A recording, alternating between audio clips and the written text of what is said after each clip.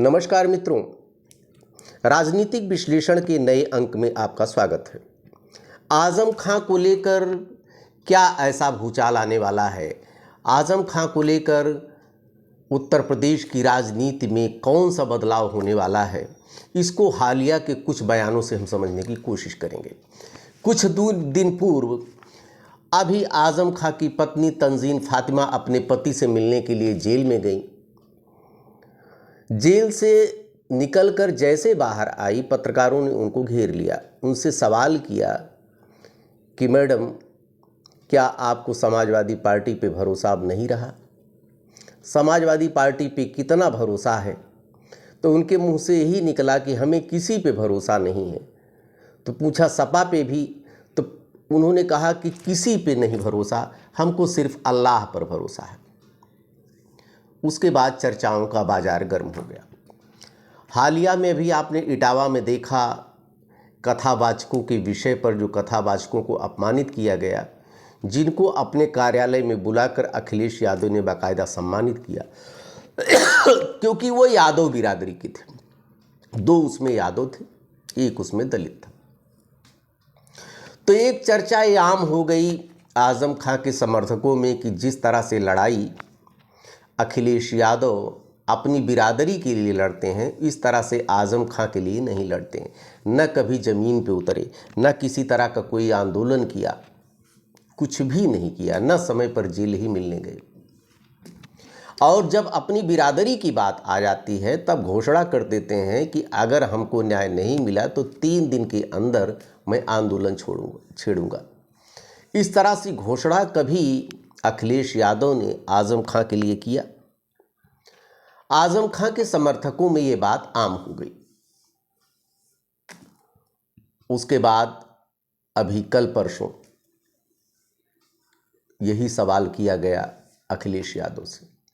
तो अखिलेश यादव ने कहा कि आजम खान को सरकार बदलेगी या तो तब न्याय मिलेगा, या उनको कोर्ट न्याय दिलाएगी, अथवा भगवान का सहारा है। एक तरह से कहा जाए कि अखिलेश यादव भी टूटे नजर आए, वो भी बहुत एग्रेसिव नहीं हुए आजम खां को लेकर। एक तरह से उनके मस्तिष्क में हताशा, निराशा झलकी और अप्रत्यक्ष रूप से ये भी बता दिया कि समाजवादी पार्टी आजम खां की लड़ाई लड़ने में सक्षम नहीं है। तो फिर आखिर क्या होगा? मित्रों, 2027 का चुनाव नज़दीक है। एक CSTS का लोकसभा के चुनाव में एक सर्वे आया था, उस पर भी ध्यान देना जरूरी है, जिसमें मुसलमानों ने 92% वोट, 92 से ज़्यादा समाजवादी पार्टी और कांग्रेस पार्टी के गठबंधन को दिया, जिससे 37 सीटें जीतने में समाजवादी पार्टी सफल हुई। 6 सीटें कांग्रेस जीती। एक तहलका मच गया। भारतीय जनता पार्टी ये सोच रही है कि 2027 में अगर यही मुसलमानों की एकजुटता रहेगी तो हमारे लिए बहुत समस्या होगी। इसलिए भारतीय जनता पार्टी मुसलमानों की एकजुटता में बिखराव की कोशिश करेगी। और इधर आजम खां को ढील अगर दी जा सकती है, तो जैसा कि अखिलेश यादव ने भी अप्रत्यक्ष रूप से बताया कि सत्ता में ही उनको ढील दी जा सकती है। समाजवादी पार्टी की सत्ता जब आएगी भविष्य में, जब सरकार बदलाव होगी तब, तो एक सवाल ये भी उठ जाता है, तो इसका मतलब कि वर्तमान जो सरकार है अगर चाहे तो वो भी ढील दे सकती है। अखिलेश यादव के ऊपर बहुत से मुकदमे लगे हैं, मुर्गी चोरी, किताब चोरी, बहुत, हालांकि बहुत में जमानत हो चुकी है, लेकिन अभी तकनीकी रूप से बहुत सी उनके पास समस्याएं हैं। अगर उनको मदद पहुंचा सकती है, उनके मुकदमों में ढील दे सकती है, तो वर्तमान में सरकार ही दे सकती है। और भारतीय जनता पार्टी ये चाहेगी कि एक ऐसा गठजोड़ बने प्रदेश में जो मुस्लिमों के वोट का बिखराव हो। ऐसे में आपने देखा होगा कि चंद्रशेखर यादव कुछ दिन पूर्व अभी आजम खां से मिलने गए थे जेल में। सुबुकाहट तेज हो गई कि हो सकता है कि आजम खां चूँकि परेशान हैं, नाराज हैं समाजवादी पार्टी, नए गठबंधन की कुछ इससे संभावनाएं बनी। ओवैसी की प्रवक्ता जो है, जो अब ओवैसी की पार्टी के प्रवक्ता ने अभी कुछ दिन पूर्व उन्होंने भी बयान दे दिया कि जिस तरह से यादव के लिए लड़ते हैं अखिलेश यादव, उस तरह से आजम खां के लिए कभी नहीं लड़ा। तो एक संभावनाएं ये भी बन रही हैं कि हो सकता है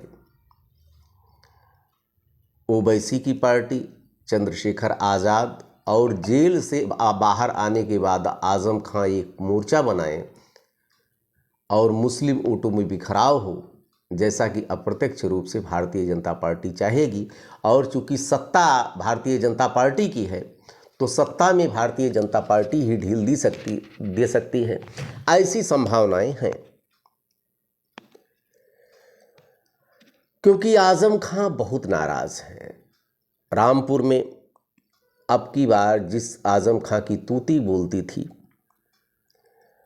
उसी को हसन जैसे, कौन है वहाँ के मुरादाबाद के सांसद, कौन हसन है वो नाम नहीं आ रहा, वो जैसे लोग आजम खां को सलाह दे, जो कि आजम खां के सामने जिसके खड़े होने की हिम्मत नहीं थी।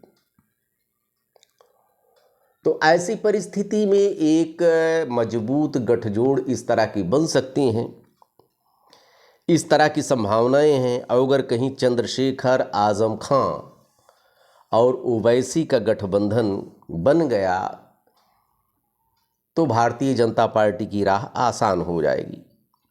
क्योंकि आजम खां अगर जेल से बाहर आते हैं तो चूंकि जैसा कि उनका विनोदी और नाटकीय अंदाज है, जब अपने ऊपर हुए गए जुल्मों में वो समाजवादी पार्टी को भी मोहरा बनाएंगे कि किस तरह से समाजवादी पार्टी के लिए हमने खून पसीना एक कर दिया, कई दशकों तक समाजवादी पार्टी के साथ जुड़े रहे, मुसलमानों को एक करते रहे और समाजवादी पार्टी को हमेशा अपने खून पसीने से सींचा। वही समाजवादी पार्टी मौके पर उनके साथ नहीं खड़ी हुई, तब नज़ारा कुछ और होगा और प्रदेश की राजनीति में एक नए बदलाव के संकेत हैं। क्योंकि ऐसी परिस्थितियां जो दिख रही हैं कि आजम खां को ढील अगर कोई दे सकता है तो केवल सत्ता पक्ष भारतीय जनता पार्टी और कोई नहीं दे सकता है। इसलिए अगर जोड़ा जाए अखिलेश यादव के बयानों को, तंजीम फातिमा उनकी पत्नी के बयानों को, तो स्पष्ट निकल कर ये आता है कि कहीं न कहीं सत्ता आजम खां को मदद पहुंचा सकती है। और भविष्य की चुनाव को देखते हुए, हालांकि 2027 का चुनाव अभी दूर है, एक नए गठजोड़ की संभावना बन रही है। देखते रहिए। राजनीतिक विश्लेषण कैसा लगा? ढेर सारी शुभकामना आपको। धन्यवाद।